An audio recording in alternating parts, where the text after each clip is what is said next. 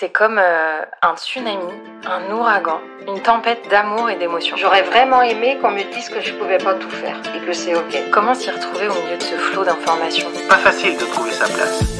Hello et bienvenue dans Parlons Bambin. Je m'appelle Alexia Poirier, je suis infirmière puéricultrice et aujourd'hui j'ai décidé de créer ce podcast pour toi, futur ou nouveau parent. Parce qu'on ne naît pas parent mais qu'on le devient, le but est que tu prennes conscience de toutes tes ressources pour une parentalité éclairée, assumée et reboostée. J'ai à cœur de faire de ce podcast une boîte à outils avec de l'information fiable et nuancée. Et surtout avec des épisodes courts qui s'intègrent dans ton planning de parent. Pourquoi pas à écouter durant tes trajets, le temps de la sieste ou même lors d'un moment pour toi. Tu vas vite t'en rendre compte. Ce podcast est basé sur tes questions du quotidien. Et je vais te proposer des pistes pour t'aider à observer, à comprendre ce qui se passe pour toi et ton enfant.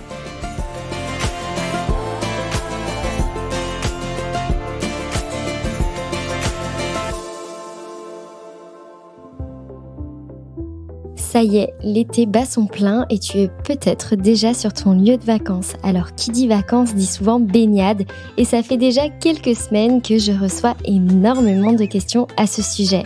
Alors la bonne nouvelle, c'est qu'aujourd'hui on va se poser ensemble pour y répondre et en plus à mes côtés j'ai Emeline, coach natation bébé qui va compléter tous nos apports pour que vous puissiez profiter au maximum de ces nouvelles expériences en famille et surtout en toute sécurité. C'est parti! Alors il était impossible pour moi de partir en pause estivale sur le podcast sans vous avoir fait cet épisode autour de la baignade parce que je sais ô combien elle est source de questionnements, parfois d'inquiétudes, parce que selon le lieu de vacances dans lequel on se retrouve, le milieu naturel ou pas, la piscine d'ailleurs, ça apporte de nombreuses questions, notamment selon l'âge de l'enfant, selon son stade de développement et surtout selon notre rapport à l'eau en tant qu'adulte parce que ça peut avoir un impact sur l'enfant. On va également aussi parler de l'équipement, comment bien s'équiper, est-ce qu'il y a des choses qui sont utiles, inutiles au contraire. Voilà, je suis trop contente de pouvoir faire ce focus avant mon départ aussi en vacances. Allez, j'arrête les blablas et rentrons directement dans le vif du sujet. À partir de quand peut-on baigner bébé ? C'est pratiquement la question la plus fréquente que je reçois, surtout en période estivale. Alors déjà, sache que ton bébé, tu peux le baigner chez toi, même tout petit. L'éveil aquatique, en fait, ça commence dès ces moments de bain, peut-être les moments de douche aussi avec vous. Et en fait, ça va apporter aussi des bénéfices pour la grande baignade et le grand bain par la suite. Concernant les piscines publiques, donc c'est les piscines où tout le monde va aller se baigner dedans, adultes, enfants, jeunes enfants. Donc c'est des eaux, même si elles sont traitées soit par le sel, soit par le chlore, qui sont donc souillées entre guillemets. Donc c'est pour cette raison qu'il est déconseillé de baigner un bébé de moins de 4 mois, c'est-à-dire qui n'a pas eu son rappel de son injection de DT polio. Et donc souvent, ça arrive à 4 mois ce rappel, donc avant, ça peut être un peu compliqué et surtout, aussi un bébé peut avoir encore pas mal de coliques, une prise de poids encore irrégulière, donc c'est vrai que parfois ça peut demander de l'énergie. Par contre, quand il fait très chaud, il est tout à fait possible de proposer un temps de baignade, par exemple dans un bac qu'on remplit d'eau, en faisant du bain libre mais sans savonner l'enfant. Et donc dans ce cas-là, pour cette pratique-là, je peux te conseiller déjà dans un premier temps, si ton enfant est tout petit et que tu es quand même intéressé par ce sujet, d'appliquer la technique du bain libre en extérieur, à l'ombre, par exemple pour rafraîchir ton enfant sans savon. Ça reste une baignade du coup, dans une eau propre que tu fais couler vraiment le jour même. Et puis une eau qui change, une eau non stagnante. Donc ça c'est tout à fait possible. Et donc l'épisode du bain libre, il existe sur Parlons Bambin, ça c'est la super nouvelle. Et donc il s'agit de l'épisode 7 du podcast qui est intitulé donc le bain libre. Donc pourquoi pas écouter d'abord cet épisode avant de revenir par ici quand ton enfant aura plus de 4 mois. Bien sûr, si tu as des aînés, si ton enfant a moins de 4 mois, il est tout à fait possible de lui tremper les pieds dans l'eau, par exemple. À titre informatif aussi, si vous souhaitez vous lancer dans des séances de bébés nageurs, en règle générale, les associations qui proposent donc ces services en piscine vont commencer les cours donc à partir de 6 mois. Et en fait, ça c'est un peu en lien avec le développement de l'enfant. L'enfant sait mieux se réchauffer, peut-être digère mieux, a commencé la diversification alimentaire, a des temps d'éveil plus longs. Et donc là, ça commence à être intéressant de commencer à faire des sessions d'éveil aquatique en étant dans le groupe bébé nageur. Et d'ailleurs, concernant la température de l'eau, donc en piscine publique, les précautions sont assez strictes et finalement, tout le système de la structure fait que la température est régulée et constante. Donc on va avoir une température extérieure environ de 25 degrés. Parfois, ça peut être plus chaud. Admettons si en ce moment, il y a le soleil qui donne sur les vitres de la structure. Et puis l'eau doit être à 32 degrés minimum. Donc c'est vrai que la piscine couverte peut être une première approche assez sympa pour le bébé qui ne sait pas encore bien se réchauffer ou alors quand il fait pas très beau encore dehors. En période estivale, c'est quand même autre chose. Les piscines privées, on peut quand même avoir un indicateur sur la température de l'eau. Pareil sur la mer, les lacs, même si c'est pas très fiable. Et finalement, cette température, elle est peu gérable. Elle n'est pas gérée par des machines. Donc la règle d'or, c'est vraiment d'adapter la durée de la baignade en fonction du comportement de votre bébé. Et sachant que si vous avez peur au départ qu'il prenne froid, gardez-le bien contre vous parce qu'en fait, le pot à pot dans l'eau, en fait, vous générez de la chaleur entre vous et ça réchauffe. Et bien sûr, on observera les réactions de bébé et les signes d'hypothermie et d'ailleurs qu'on va développer tout à l'heure. On me demande souvent dans quelles conditions baigner bébé. Bien, ça semble un petit peu logique, mais il faut que bébé soit en bonne santé. C'est-à-dire qu'il n'y ait pas d'avis médical contraire, comme un bébé qui sort d'une bronchiolite ou d'une rhinite récidivante, par exemple, ou qui a tendance à multiplier les otites. Dans ce cas-là, il vaudra mieux demander l'avis d'un professionnel de santé, et notamment du pédiatre référent de l'enfant, avant de se lancer, par exemple, dans des sessions de bébé nageur ou dans des baignades très prolongées sur l'été. Même chose quand votre bébé a des soucis d'eczéma, par exemple. Il faudra éviter les baignades trop prolongées en période de crise, mais ça, c'est un peu comme le bain. Les parents qui accompagnent des bébés sujets à l'atopie sont déjà normalement assez informés. Parce qu'en phase inflammatoire, la peau est déjà fragilisée et donc parfois le sel de l'eau de mer peut donc fragiliser encore plus cette barrière et comme le chlore. Mais on va détailler aussi tout ça. Il faut de préférence baigner le bébé à distance de ses repas, tout simplement pour éviter cette phase de digestion qui assomme les bébés. Donc comme ça, ils pourront bien profiter aussi de leur temps d'éveil aquatique et surtout que ça limite les régurgitations. Ensuite, on privilégiera, si on est en extérieur, une baignade à l'ombre ou dans les heures où les UV sont les moins agressifs, donc avant 11h ou après 17h, avec une protection solaire. Qui dit protection solaire ne dit pas forcément uniquement crème solaire, on va le détailler aussi, mais les accessoires, donc comme le parasol par exemple, si on veut mettre la petite piscine de bébé sous un parasol, c'est très bien, lunettes, chapeau et surtout les vêtements de baignade doivent être anti-UV. Pourquoi ? Parce qu'un vêtement, par exemple un t-shirt mouillé, ne fera plus filtre sur les UV.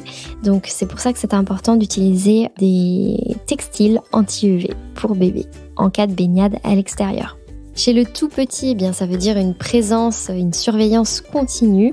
Et lorsque vous le baignez les premières fois, et ça Emeline va nous le détailler, il faudra vraiment prendre le temps et vous baigner avec parce que c'est en vous montrant dans l'eau confiant que votre bébé va aussi prendre confiance. À la mer, il faudra aussi privilégier les zones surveillées avec un poste de secours et comme ça permettra aussi d'avoir des indications sur les conditions de la baignade. Est-ce qu'il y a des vagues? Est-ce qu'il y a du courant? Est-ce qu'il y a une alerte méduse? Ce serait quand même embêtant de se mettre en difficulté. Même chose pour les lacs. Généralement, il y a des prélèvements qui sont faits dans les lacs les plus fréquentés quant à la potabilité, on va dire, de l'eau, la qualité de l'eau. Et donc ça, c'est important de pouvoir se renseigner avant parce que parfois, il peut y avoir des éléments embêtants et toxiques et qui contre-indiquent la baignade en fait. Voilà pour les grands topos. Alors c'est vrai qu'on l'a vraiment bien détaillé dans l'épisode autour du bain-lit, les bienfaits de l'eau. Donc je pense que vous pouvez vraiment vous appuyer sur cet épisode aussi qui vient compléter la baignade finalement qu'on fait aujourd'hui avec Emeline.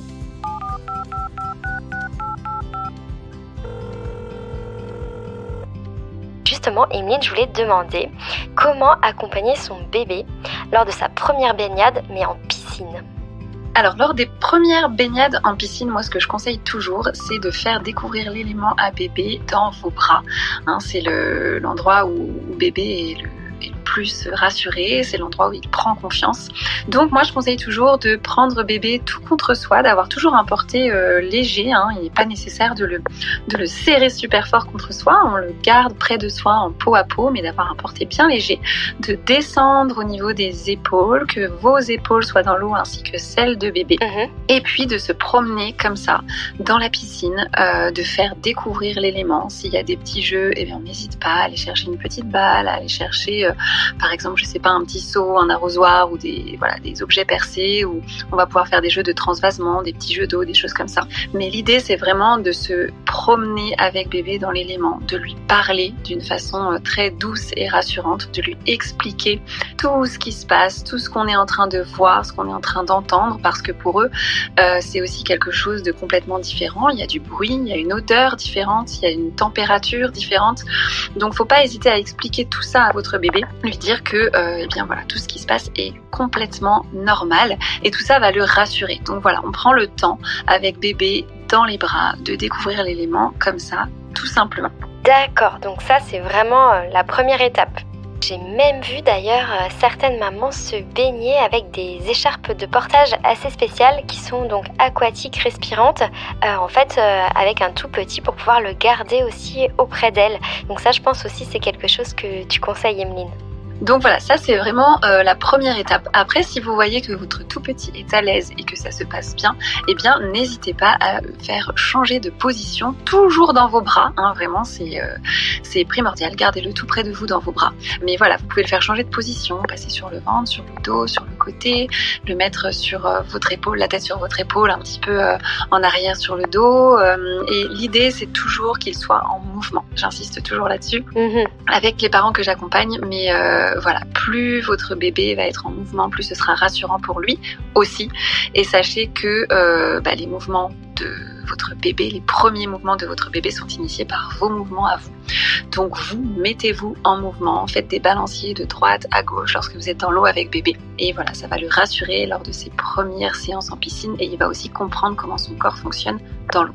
Génial, merci Emeline. En tout cas, j'espère que ça donne quelques clés aux parents qui nous écoutent. Et je profite donc de ce chapitre sur la piscine pour faire un petit focus. Pensez bien à rincer la peau de bébé après le contact avec l'eau chlorée, mais surtout avant. On n'y pense pas assez. Et c'est vrai qu'il est souvent recommandé de prendre une douche avant de rentrer dans l'eau. Pourquoi ? Et une douche savonneuse, parce que les déchets organiques présents naturellement sur la peau vont créer une réaction avec le chlore chimique. Et c'est ça qui peut donc dégager ces odeurs et après rester sur la peau et être nocif pour notre état cutané, adulte comme enfant d'ailleurs. Donc le réflexe à avoir avant d'aller se baigner dans une eau chlorée, c'est de se doucher, se savonner pour pouvoir donc préserver notre santé. Et bien sûr, après chaque session de baignade, que ce soit en milieu naturel d'ailleurs ou en piscine, pensez à hydrater la peau de bébé. Donc ça peut être simplement avec une huile végétale bio. Certaines sont très très nourrissantes comme la calendula, mais ça peut être simplement l'huile d'olive, la jojoba qui se rapproche aussi du sébum de la peau. Donc n'hésitez pas pour préserver la peau de bébé de bien l'hydrater après chaque session. Alors ma seconde question, Emeline, et je pense que tu dois t'en douter un petit peu, c'est comment accompagner un enfant, un bébé, lors de sa première baignade, mais cette fois-ci en milieu naturel. Alors, lors d'une première baignade en milieu naturel, que ce soit mer ou lac, ça va être exactement la même chose, c'est-à-dire qu'on fait découvrir l'élément à bébé dans nos bras. C'est encore une fois le moyen le plus rassurant. Là, néanmoins, il y a un autre paramètre qui va entrer en jeu, c'est l'aspect sécuritaire pour vous aussi. C'est-à-dire qu'en piscine, en général, il n'y a pas de vagues, il n'y a pas de changement de niveau, etc. Donc, on est soi-même en sécurité et c'est OK, on le sait. Alors qu'en mer, il peut y avoir évidemment des aspects où les vagues peuvent arriver. En lac, il va falloir vraiment également vérifier, je sais pas moi, qu'on ait pied partout, que ce soit évidemment une zone de baignade autorisée. Pourquoi ? Parce qu'il faut évidemment que vous soyez, vous, parents, pleinement en sécurité, pleinement sûr que vous allez pouvoir accompagner votre bébé justement en toute sécurité. Donc c'est vraiment l'aspect qui est primordial lorsque vous baignez en milieu naturel, c'est d'abord d'observer ce milieu, d'être certain que toutes les conditions au niveau sécurité sont réunies pour que vous puissiez accompagner le mieux possible votre tout petit et que vous soyez tous les deux en sécurité. Mais autrement, c'est toujours pareil, bébé vraiment dans vos bras. On fait découvrir l'élément de cette façon. N'hésitez pas également à parler à votre tout petit, à lui expliquer tout ce qui se passe, tout ce qu'il voit, tout ce qu'il entend, puisque encore une fois, que ce soit en mer ou en lac, ça va être complètement différent d'une piscine. Les sensations de flottaison, par exemple, en mer vont être différentes. S'il y a des vagues, eh bien, on va bouger également d'une manière différente. Donc, n'hésitez pas à expliquer tout ça à votre bébé pour qu'il comprenne tout simplement que c'est OK et qu'il n'y a aucun souci. Autre chose auquel il faut prêter attention eh bien, lorsque vous baignez en mer ou en lac, milieu naturel, c'est à la température de l'eau. Et oui. Il faut vraiment veiller aux signes d'hypothermie chez votre bébé. Donc si vous constatez que votre bébé a les lèvres bleues, qu'il frissonne, qu'il a des marbrures sur le corps, évidemment on le sort très vite de l'eau et on le réchauffe. Voilà, donc en amont, veillez vraiment à la température de l'eau pour qu'elle soit correcte, pour que vous puissiez baigner votre tout petit et puis que vous soyez bien en sécurité, que vous passiez de bons moments ensemble. Et oui, déjà, si vous baignez votre enfant aux horaires les moins chaudes, il y aura moins de différence entre la température de l'eau et l'air extérieur. Et puis, l'observation est vraiment la clé. C'est vous qui connaissez le mieux les réactions de votre tout petit. Alors, faites-vous confiance, faites-lui confiance, observez-le et au moindre doute, vous le sortez de l'eau pour que tout cela reste une expérience agréable. Concernant l'équipement de baignade, alors qu'est-ce que tu peux indiquer, Emeline, comme astuce? Qu'est-ce qui va être utile ou bien inutile pour une baignade avec bébé? Alors la tenue de bain va varier selon si vous vous baignez en intérieur ou en extérieur avec votre bébé. Si vous vous baignez en intérieur, simplement un maillot de bain suffit. Il n'y a pas besoin d'aller chercher plus loin, pas besoin de mettre de lycra, de combinaison. On a souvent tendance à croire que ça va tenir chaud à bébé, mais ça n'est pas le cas, c'est même parfois le contraire. Donc un simple maillot de bain suffit. Si vous vous baignez en revanche en extérieur, là, il va falloir faire attention aux rayons du soleil. Donc dans ce cas-là, on va évidemment beaucoup plus couvrir bébé. Donc là, les combinaisons, c'est très bien. Pour le coup, les combinaisons en lycra anti-UV ou bien un maillot de bain plus un t-shirt anti-UV. On va mettre également une casquette. Si vous avez des casquettes qui couvrent le cou, c'est l'idéal. Lunettes de soleil et bien sûr crème solaire plus que l'on renouvelle toutes les 2 heures ou avant et après la baignade.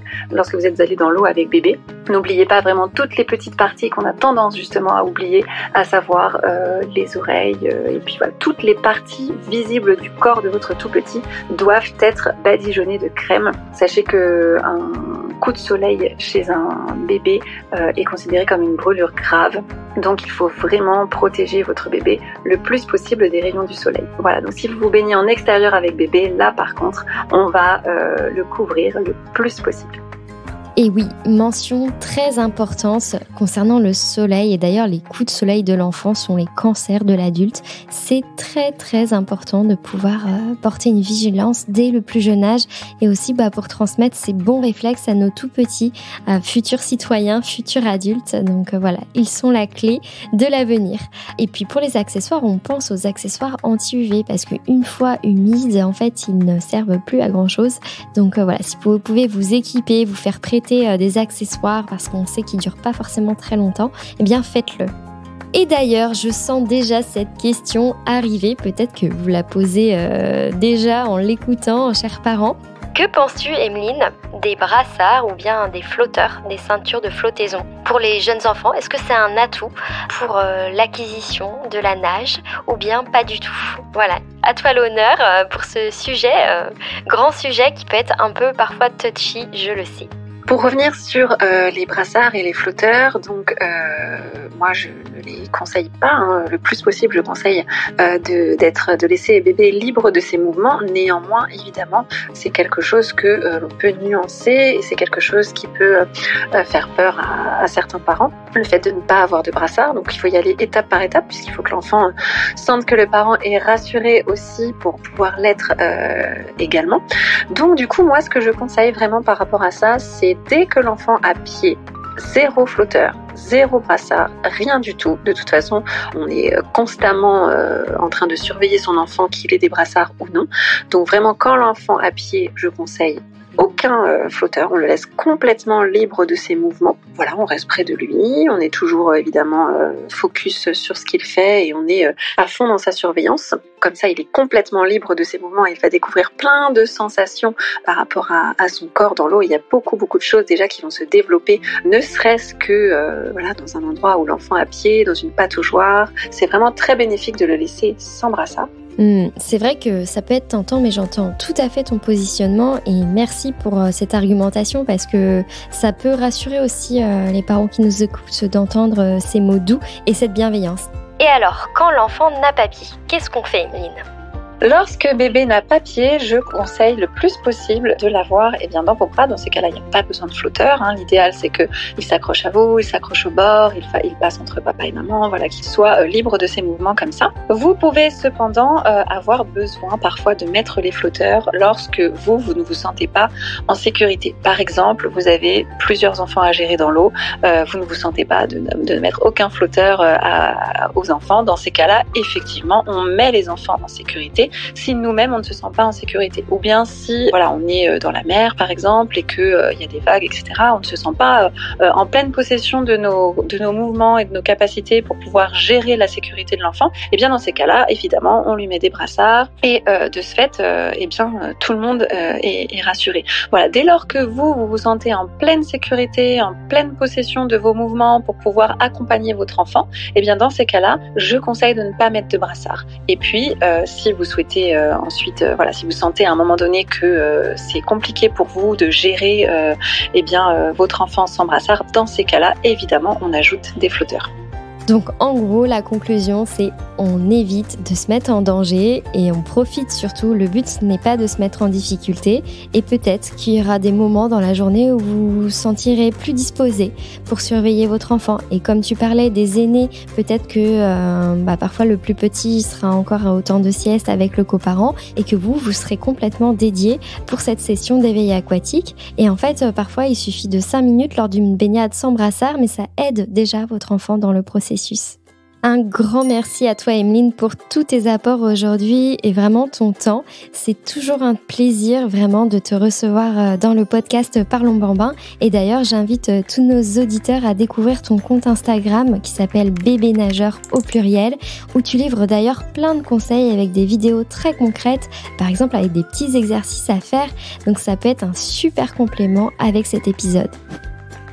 Voici les 4 points clés à retenir selon moi pour cet épisode. Tu l'auras compris, la baignade peut vraiment se faire à tout âge. D'ailleurs, ton bébé baignait déjà dans le liquide amniotique pendant 9 mois. Alors, bien sûr, la baignade va être adaptée selon l'enfant. Si par exemple il est né prématurément, s'il a moins de 4 mois, bien sûr, là il faudra vraiment adapter le type de baignade. On partira plutôt sur un bain libre en extérieur par exemple. Ensuite, pour les enfants encore petits mais qui ont plus de 4 mois, tu vas adapter le temps de baignade en fonction de la température de l'eau, en fonction de sa maturité aussi. Et effectivement, le deuxième point, c'est l'observation. On observe le confort de son enfant. Tu es la personne la mieux placée pour définir si ton enfant est à l'aise ou non. Alors fais-toi confiance.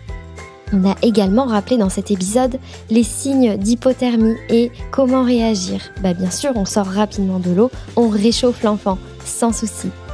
Dans cet épisode, on a également fait un focus autour du soleil et vigilance parce que c'est lors des baignades qu'il y a la réverbération, notamment avec l'eau et le sable sur la plage. Alors on s'équipe avec un équipement adapté, des accessoires et une crème solaire pour les parties non couvertes qu'on applique avant la baignade et entre chaque baignade aussi.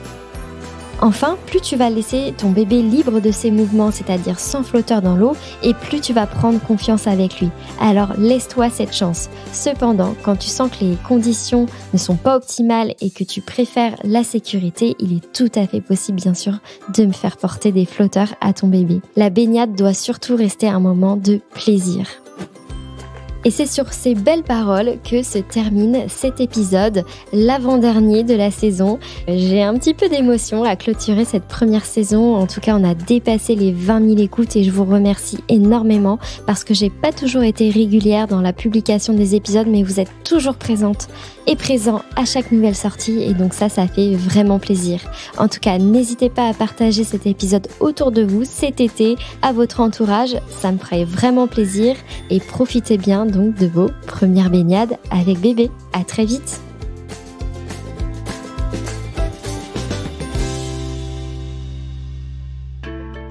Merci à toi pour ton écoute et ton attention durant cet épisode. J'espère qu'il t'a donné des pistes de réflexion et que mes tips vont t'apporter une touche de soutien dans ta vie de parent. Si toi aussi tu as une question et que tu veux participer à la création d'un épisode, tu peux me l'adresser dans la boîte à questions sur mon compte Insta Parlons Bambin. Plus aucun parent seul face à ces questions. Voilà mon ambition. Car pour moi, un parent informé est un parent qui a le choix. Si tu partages cette conviction, tu peux mettre ta pierre à l'édifice en diffusant ce podcast autour de toi. Objectif, Parlons Bambin dans toutes les oreilles des futurs ou nouveaux parents. Alors n'hésite pas à mettre un cœur, 5 étoiles ou même commenter sur l'appli d'écoute de ton choix. À très vite.